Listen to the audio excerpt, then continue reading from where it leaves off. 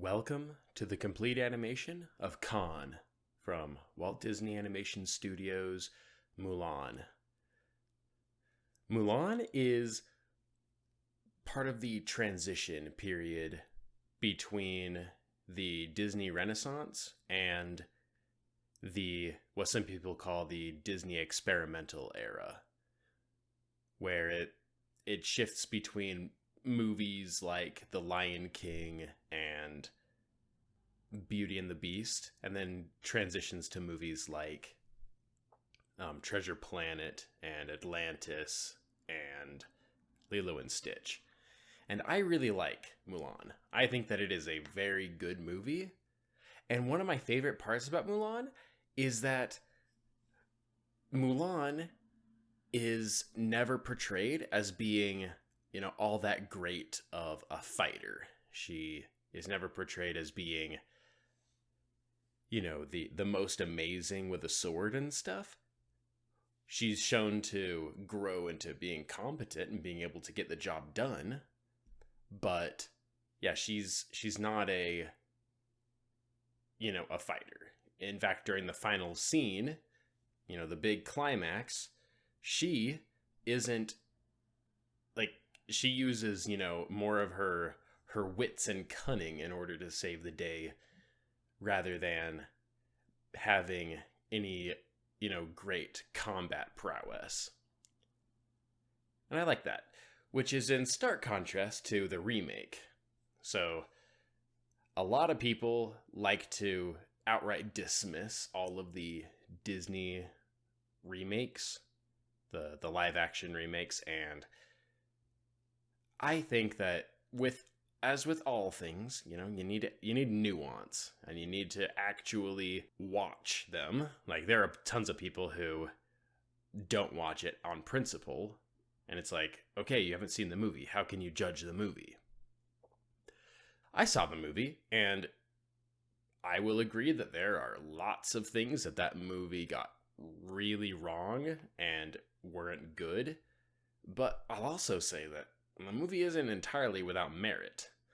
I think that I genuinely enjoyed the part of the remake where Mulan is in training. She meets friends,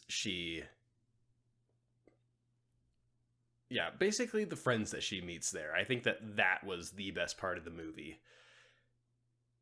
But there was a bunch of other stuff that I really disliked. The weird magic stuff. Like, look at this movie. This is one of the most grounded Disney movies ever, with the fewest fantastical elements. And yeah, the remake kind of lost that. And also turning Mulan into a superhero in the remake. It's like, oh, she has these incredible combat powers that makes it look like she's from a completely different genre of movie. Not saying that, movies that have characters that can effortlessly glide through the air while spinning around with swords. I'm not saying that kind of movie is bad, just doesn't fit with Mulan. But yeah, this horse, Khan, is a really good character in the movie because I really like horses that are just competent. In fact, I like animal characters that are just good, competent animals, whether it be a dog or a horse. I just like animal characters that aren't anything special, but, they're really good at what they do. And I think Khan fits the ticket. He's a bit spunky. He says stuff, like, he doesn't say anything, but the way his body language works and everything speaks volumes. And he's there the entire movie. And so just having a good, reliable horse the entire movie who shows emotion but doesn't talk and stuff, like, I like that. And it reminds me of some other horses like that you see in all the other animated movies, like Samson in the Oh, Sleeping Beauty. And yeah, I just like horses that are secondary characters in movies. There is Maximus in Tangled, and I think Maximus is a great character, but he's not he's more of an actual character rather than a secondary character. And I do like Maximus for that, but the way Maximus is just hits a bit different from how Khan hits. Kind of like how in Home on the Range, Buck is more of an actual character rather than just being a good horse.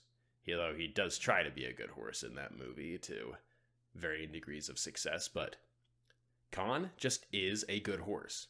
And I like that. And I really like this bit where he just jumps down entire flights of stairs. Thanks for watching.